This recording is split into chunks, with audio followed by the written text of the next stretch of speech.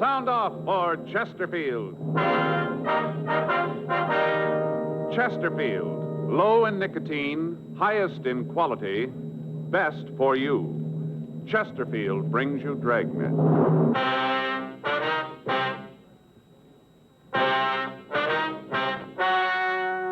Ladies and gentlemen, the story you are about to hear is true. The names have been changed to protect the innocent.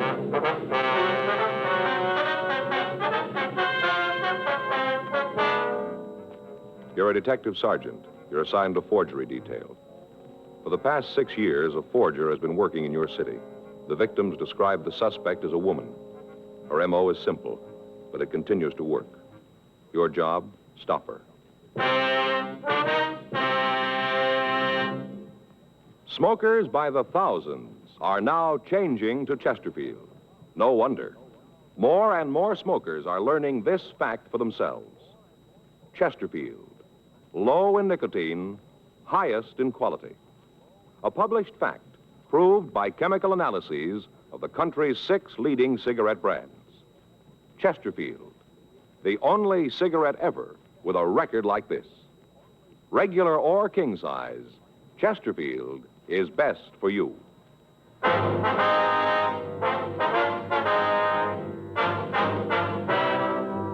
Dragnet, the documented drama of an actual crime.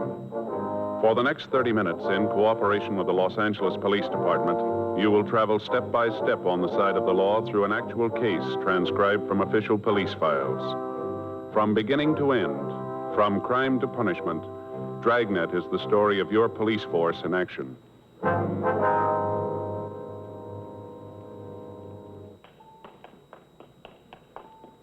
It was Friday, September 18th. It was warm in Los Angeles. We were working the day watch out of forgery detail. My partner's Frank Smith. The boss is Captain Welsh. My name's Friday. We were on our way out from the office, and it was 10:42 a.m. when we got to the 9th floor of the Beckworth department store, the credit manager's office. Yes? We'd like to see Mr. Donaldson, please. May I say who's calling? Sergeant Friday, Los Angeles Police Department. Oh, yes, he's expecting you. Just a moment. Thank you. Yes? The gentlemen from the police department are here, Mr. Donaldson. Send them in, please. Yes, sir. You want to go right in? That's the door. Thank you very much. Come on in, gentlemen. Thank you. Mr. Donaldson? Yes? I'm Sergeant Friday. This is my partner, Frank Smith. How do you do? How you do, sir? Sit down. Thank you very much, sir. Now, do you want to tell us what this is all about? Well, it's the little mother again. I've got the receipts here in the desk. Is Sergeant Ferguson still working on this case? Yes, sir. I talked to him the last time we were stuck. Usual type of things charged? Yes, children's shoes, dresses, sweaters, same as always. I see. Now, I wonder if I could have those slips, Mr. Donaldson. Sure. Here you are. Thank you. All made out the same day. Mm-hmm. August 22nd. Yes. Our experience is that she usually comes in on a Saturday. Seems that the store is more crowded then, and the girls don't take any more time to verify the accounts than they have to. Can I see those, Joe? Yeah, here you are. Thanks. Wonder if we could talk to the sales girl who waited on her. Sure. I'll have her sent up. Fine. Yes, sir? Miss Firestone, would you please have Mrs. Allen sent up? Yes, sir. I notice here the only items you charge not for children is a woman's slip. Yes, we've had a couple of them in the past, pieces of women's clothing. I talked to Sergeant Ferguson about it when he was here. Mm-hmm. Did you get the bulletin we sent out this month? Beg pardon? The bulletin, giving the woman's description, samples of her handwriting. Did you get it? Yes, sir, we did. You've got to understand, Sergeant. This is one of the biggest stores in the city. We do a lot of business. It'll be almost impossible to alert all of the sales girls to watch for the woman. Yes, sir, we understand that, but was the description sent to the children's department? It was. It didn't do any good, though. If the woman charged large amounts, it might be easier. But look at the sales slips yourself. Mm-hmm. $4 shoes, $3 dresses. Nothing to make a charge like that stand out. We make sure that there's an account in the name and then let it go. Don't you use the charger plate system? Yes, we do. But if a customer wants to charge an item and hasn't got the plate, we usually just verify the account and let them sign the sales slip. Well, how about identification? Well, normally we do ask for it. But as I said, these sales are such small amounts, and the woman comes in when the store is crowded. The girls just call the credit department and let her sign the receipt. I see. Oh, excuse me. Yes, sir. Yes? Mrs. Allen's here. Oh, all right. Just a moment. Yes, sir. The woman who waited on her is out in the office. Do you want to talk to her in here? Well, we don't want to take up any more of your time, sir. We can see her out there. All right. If there's anything else you need, I'll be here. Yes, sir. Oh, officer, Yes, sir. you know, I feel a little funny about this thing. Why is that, sir? Well, the things she's charged. What's that? Things she's taken, they're almost all kids' clothes. Doesn't seem to be interested in anything else. Total amounts of the articles she's taken don't add up to much. It's the principle of the thing more than the value. It just seems that the only thing she's interested in is the children. And it feels a little funny to call the police about a person like that. Yes, sir, we understand. We've got a lot of this going on, but the others, they take things for themselves. Luxuries, you know, expensive items. But she doesn't, just for the kids. She doesn't seem to be at all interested in herself. Well, we are. Yes, well, I suppose so. Well, I'll be here if you need anything more. Thank you, Mr. Donaldson. Thanks very much. We'll be in touch with you. You'll bring the sales slips back, won't you? Yes, sir, as soon as we've had the chance to photograph them. Well, I hope you can do something about it. Yes, sir, so do we. Thank you very much. Anything you need, you let me know. Yes, sir, thank you. Just a moment. Mrs. Allen? Yes. These are the police officers. How you doing, ma'am? I'm Sergeant Friday. This is my partner, Frank Smith. Hello. How do you do, Miss Allen? You want to sit down over here, please? Yes, all right. I feel just terrible about this. Ma'am? All this forgery thing. Now, you waited on the woman, did you? Yes, at least in the little girls' department. Uh-huh. What if you could describe her for us? Well, she was a little woman. I'd say a 10. How's that again, ma'am? A size 10. Oh. 5'1", about 105 pounds. Cute as a button. Mm-hmm. Did she have the children with her? No, she didn't. I thought it was a little funny at the time, but as I say, we were so busy with the school rush that afternoon that none of us girls had a chance to really think about anything. Yes, ma'am. What color hair did she have? Kind of sandy color. Guess you'd call it a blonde. Wore it up in a bun. Back here, Yes, ma'am. The other girls noticed it. Long. Looked nice. Different than all the other short haircuts. Kind of old-fashioned and homey. Yes, ma'am. How was she dressed? Not very well. Had a little blue hat, dark coat, cloth coat. Collar came up like this, Slash pockets. Nice, but not expensive. I see, ma'am. Now, would you know her if you saw her again? Oh, my, yes, sure would. Well, we'd like you to come over to our office and look at some pictures, if you would. All right. I'll have to talk to the floor manager. We'll take care of that, Miss Allen. All right. You think that you might have a picture of her? We don't know. I kind of hope not. Ma'am? I hope you don't have a picture. I guess it's a little sinful to even think of it, but she had a reason for what she did. I'm sure of it. Why do you say that, Mrs. Allen? Officer, I've been selling for a long time. I met a lot of people in that time. Nice ones and nasty ones. And believe me, this is one of the sweetest people I've ever served. Mm-hmm. I understand that you call her the Little Mother. Is that right? Well, we don't, ma'am. That's what the newspapers call her. Well, it fits her to a T. Right to a T. Where she bustled around those dresses, looking, testing. She was just like a mother hen trying to find something for her brood. Little doll, cute as a button. She just got to have a reason for what she's doing. Sergeant Friday? Yes, Mr. Donaldson? I'm glad I caught you. I think we've got it. Sir? The little mother. She's downstairs now.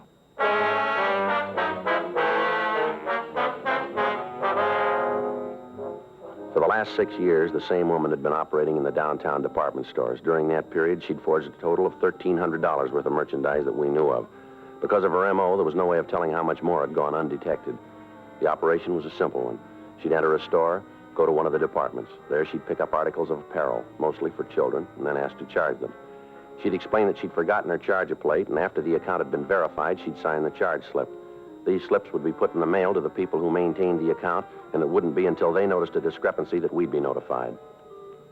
Usually a month would pass between the time the clothing was taken and we were told of it.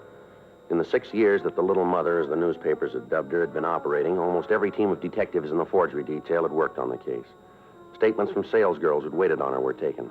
Photostats of the sales slips were made. Witnesses were interrogated. And then when the sum total of actual physical evidence was weighed and sifted, there was no lead to the identity of the forger.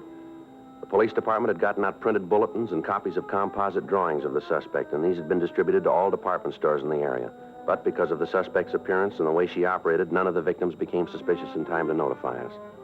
The Department Stores Protective League was working with us, but they met with the same dead ends that we'd found. Meanwhile, the evidence continued to pile up. The operation continued to work. When the manager of Beckworth's department store told us that the suspect was in the store, Frank and I were able to come up with the first concrete lead we'd had since we'd been working on the case. In the company of the manager and the saleswoman, Mrs. Myra Allen, Frank and I went down to the boys' department where the suspect was reported to be. Down this way. Yes, sir. The girl said she was over by boys' suits. I hope they were able to hold her. Mm-hmm. Just a minute. Yes, sir. I know I don't have to tell you, gentlemen, about the store's liability in a situation like this. No, sir. Now, I'm sure it's her, but it could be very embarrassing and expensive to the store if we made a mistake. All right, sir, we understand. Good. Over here. All right. Mr. Donaldson? Mr. Donaldson, Yes, Miss Franklin. Where is she? it's not my fault. You've got to believe that. What's the matter, miss? Don't tell me you stopped the wrong person. You caused trouble with an innocent party and she could sue the store. I'm sorry, Mr. Donaldson. Where's the woman, miss? That's what I'm trying to tell you. Yes, ma'am? She wouldn't wait.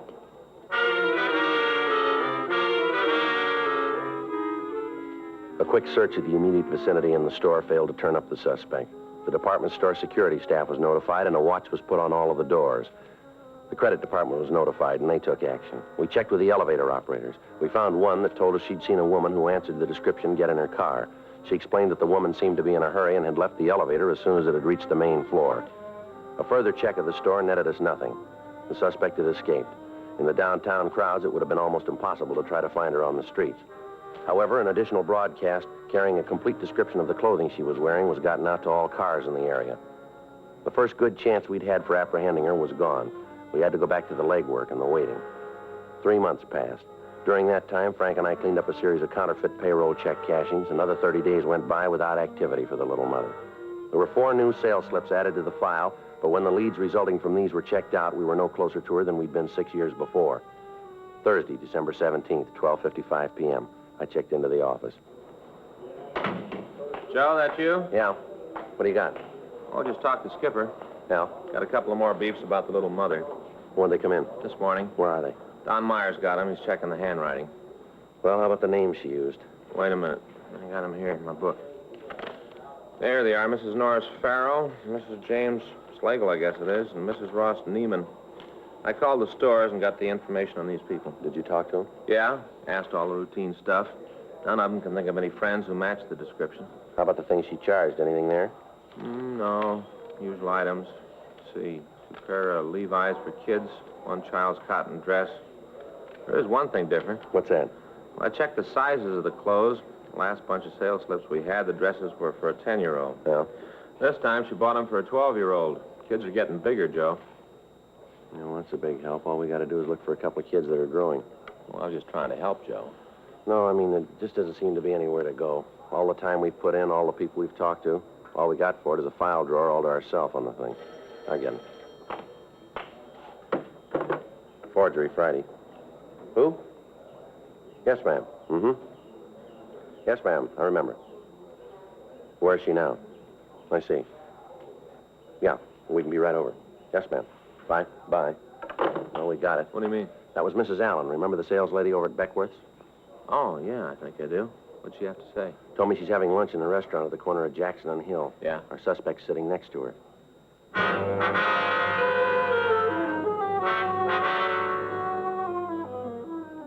"1:02 p.m. We checked out of the office and drove over to the restaurant. It was located at the rear of a large drugstore. When we came into the place, Mrs. Allen met us at the entrance. She took us back down the counter and pointed out a small woman sitting on the last stool. That's her.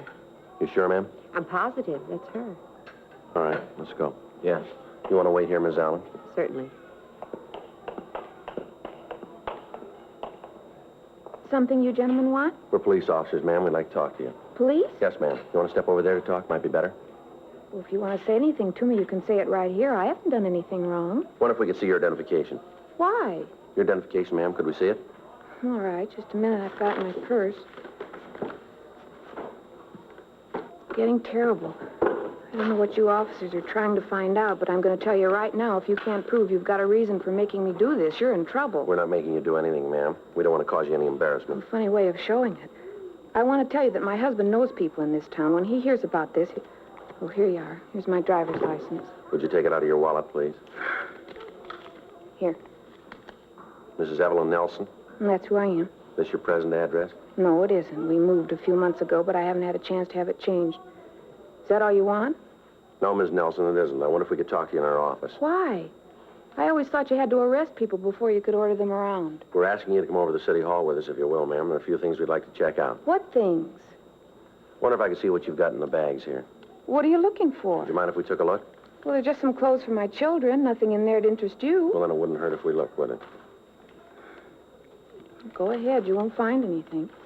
You want to take a couple of these, Frank? Yeah, I got it.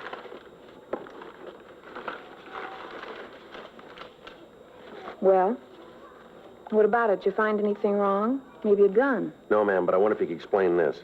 What's that? This charge slip here, signed by Mrs. Ross Neiman. Well, certainly that was probably in the bag when I bought the things. I don't know anything about it. All right, Miss Nelson. Afraid we're going to have to ask you to come with us. On what charge? Suspicion of forgery.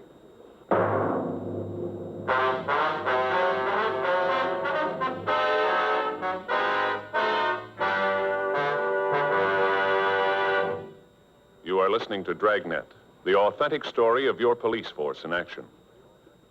At cigarette dealers, in vending machines,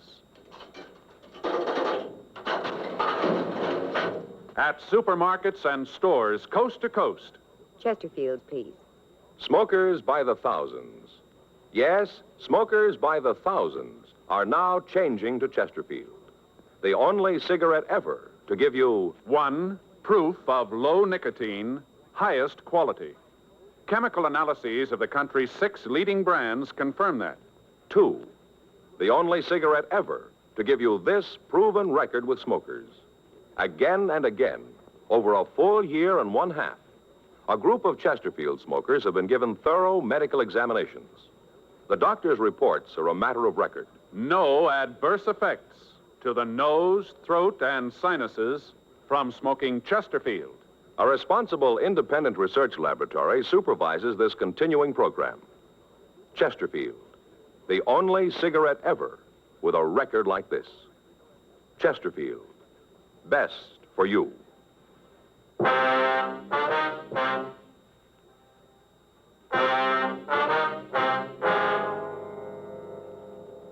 We returned the suspect to the City Hall for questioning. While Frank checked her name through the files, I tried to get her to talk. For 20 minutes, her attitude was one of surprise, and she answered the questions I put to her with indignance. Finally, she lapsed into silence and wouldn't reply at all to further interrogation. Frank came back from R&I with the information that there was no arrest record for Mrs. Nelson. We put out calls to the salesgirls who had waited on the little mother in the past and asked them to come down to the office to see if they could identify the suspect. Yes, ma'am. Room 29. Yeah, come right in the First Street entrance, turn left into the police department. That's right, ma'am. There's an arch there. Go right through it. Straight down the hall and to the right. Well, it's the only way you can go. It's on the left as you go down the hall. That's right, 29. If you'll ask for Sergeant Friday or Officer Smith. No, ma'am, Smith. That's all right, ma'am. We'll expect you. Goodbye. I'll call the next one. Yeah. You know, you'd save yourself and us a lot of trouble if you'd tell us the truth, Mrs. Nelson. Mrs. Nelson? Hello, may I speak with Miss Brundage, please? In children's wear? Yes, ma'am, I will. Hang up the phone. Beg your pardon? You don't have to go through this anymore. All right, ma'am. You want to tell us about it? Mrs. Nelson? I only did it for them, the kids. I didn't want to. How do you think I felt when I knew I was stealing? How do you think I felt? You want to go ahead? My husband, Paul's a good man. What he's done, he thinks is right. I can't quarrel with him. But he doesn't know, he doesn't understand. It isn't that he doesn't love the kids. He does. He really does. It's just that he doesn't understand. You can see that, can't you? He doesn't understand about them. Do either of you have a handkerchief? I came away this morning without one. Yes, ma'am. Here you are. Thanks. You want to go ahead, please? All his life he's worked. Put in long hours without a thought of what he was doing to himself. Every nickel he made was put away so he'd be able to feel secure, so he wouldn't have to worry about anything. It was all right when we first got married. I could understand it then. I went along with what he thought. But the last few years, it's gotten to be an obsession with him. The almighty dollar, that's all that seems important to him. Now, what kind of work does your husband do, Mrs. Nelson? He owns a grocery store. Small place, but it does good, makes a good living. Only we aren't living, we're existing. Mm-hmm. He gives me $10 a week to run the house and buy clothes for the kids. I've tried, Lord knows I've tried, budget meals, cheap cuts of meat, day-old bread. Any way you spend it, no matter how you figure, $10 just doesn't go very far. Now, Mrs. Nelson, didn't you talk to your husband about it? Didn't you ask him for additional money for the expenses? Yes, I'd ask him, and he'd tell me that I had to make do all the time, make do just a little longer until he had the money in the bank. Then we'd be all right. Only the more it went on, the worse it got. It didn't seem to make any difference how much money we had, how the total in the passbook went up. He wasn't satisfied. Had to be a little more, a little more. I guess I'm feeling sorry for myself, but you see, he could afford to buy the kids decent clothes, at least that. You agree with me, don't you? Well, that's hard to say, ma'am. Not for me. I'll never forget the day when my boy came home crying. He'd been fighting. One of the other boys at school had said something about the patches on his clothes. Just a little kid, that's all he was, ridiculed by his friends. That's when I made up my mind to do something about it. Does your husband know anything about your activities? No, nothing. How'd you explain the new clothes for the youngster to him? I didn't have to. Last year, he's been working so hard at the store, I hardly ever see him. The kids don't hardly know him. He even spends Sunday at the store dressing the windows. You mean he spends all his time there? Every minute he's not asleep. He let one clerk he had go so he could save the money. Always save the money. It doesn't make any difference who gets hurt. Get that dollar and put it away. That's what counts. Put the dollar away. You know something, officer? What's that, Miss Nelson?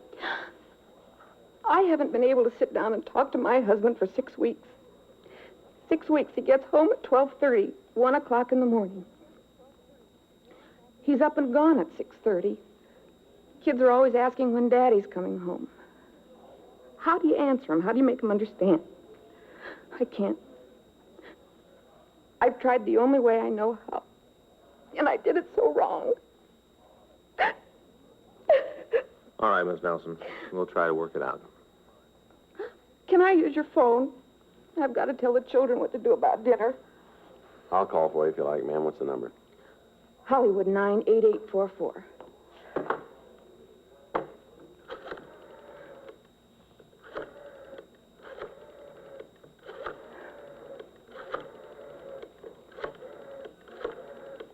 Where's your husband now, Miss Nelson?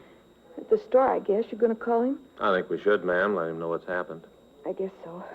Somebody's got to take care Hello, of I'm kids. calling for Mrs. Nelson. I wonder if I could speak to her son. This is Sergeant Friday, Los Angeles Police Department. Who? Yes, no, she's down here now. Room 29. All right, fine. Was that my boy? I wanted to talk to him. No, ma'am, that was your husband. He's on his way down here.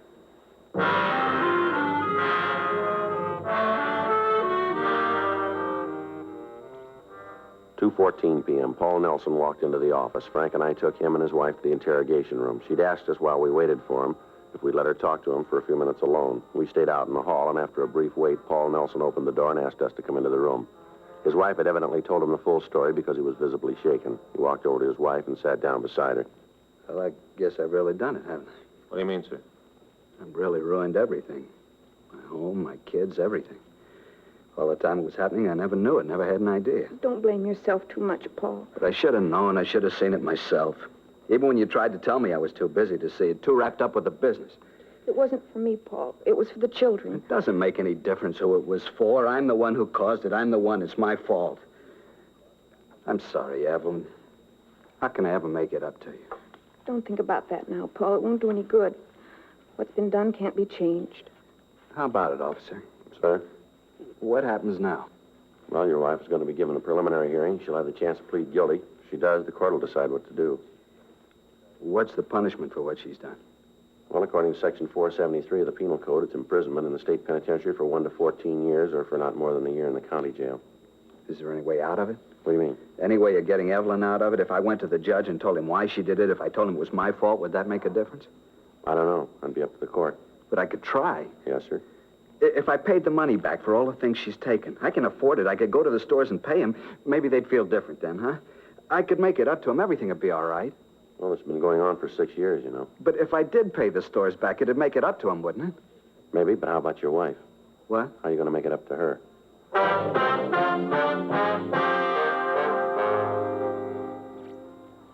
4:30 p.m. The suspect was released on a writ. The next afternoon, Frank and I met with Mr. and Mrs. Nelson and their attorney. We talked over the case. Seemed that the husband's change of heart was permanent. He swore that he'd never give his wife cause for unhappiness again. 2 weeks later, in Department 89 of the Superior Court, Mrs. Nelson entered a plea of guilty to 14 counts of forgery.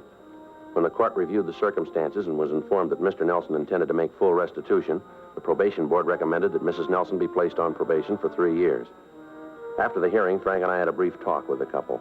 They thanked us for our consideration and understanding.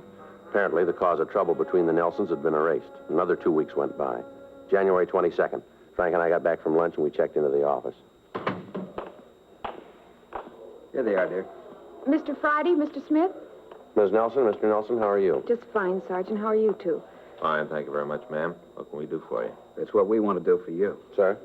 You got the boxes, honey? Yeah, here they are. It's not much, but we thought that you'd like them. Made them ourselves to say thanks. Look at that, Joe. Mm-hmm. That's not necessary, ma'am. You didn't have to do that. No, we wanted to. Toll House cookies. He made a box for each of you. Real good. Lots of chocolate. Well, that's very nice of you. We just hope you'll enjoy them. Yes, ma'am, I'm sure we will. Yes, ma'am. How are things going with you? Oh, just fine. Paul and I have gotten everything straightened out. I help him out at the store now. That way he's got more time to spend with the kids. Things just couldn't be much better. Well, we're glad to hear that. It's a funny thing to say, Mr. Friday, but it's true. The best thing that ever happened to us. What's that, Ms. Nelson? My getting arrested.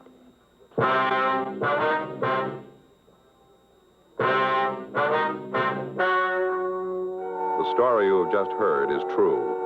The names were changed to protect the innocent. On January 8th, a meeting was held in the county probationer's office in and for the county of Los Angeles, state of California. In a moment, the results of that meeting. Now, here is our star, Jack Webb. Thank you, George Fenneman. Friends, we've been getting letters from people all over the country telling us that they've switched to Chesterfield. And just as I've been telling you, thousands of smokers are changing to Chesterfield because only Chesterfield gives proof of low nicotine, highest quality. That's why I recommend you try them today. Regular or king size, you'll find Chesterfield best for you.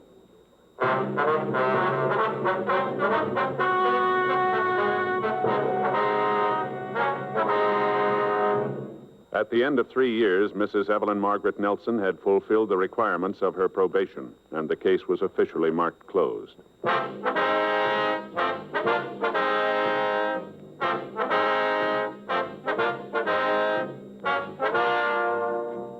You have just heard Dragnet, a series of authentic cases from official files. Technical advice comes from the Office of Chief of Police W.H. Parker, Los Angeles Police Department. Technical advisors, Captain Jack Donahoe, Sergeant Marty Wynn, Sergeant Vance Brasher. Heard tonight were Ben Alexander, Vic Rodman, Joyce McCluskey.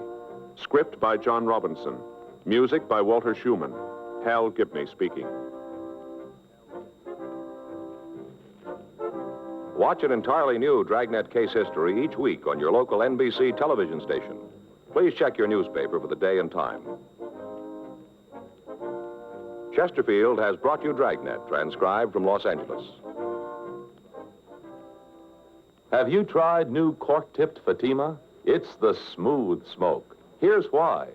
New Fatima tips of perfect cork, king size for longer filtering, and Fatima quality for a much better flavor and aroma. Remember, Fatima has the tip for your lips. Try new Fatima. See how smooth it is. Fatima is made by the makers of Chesterfield, Liggett & Myers, one of tobacco's most respected names.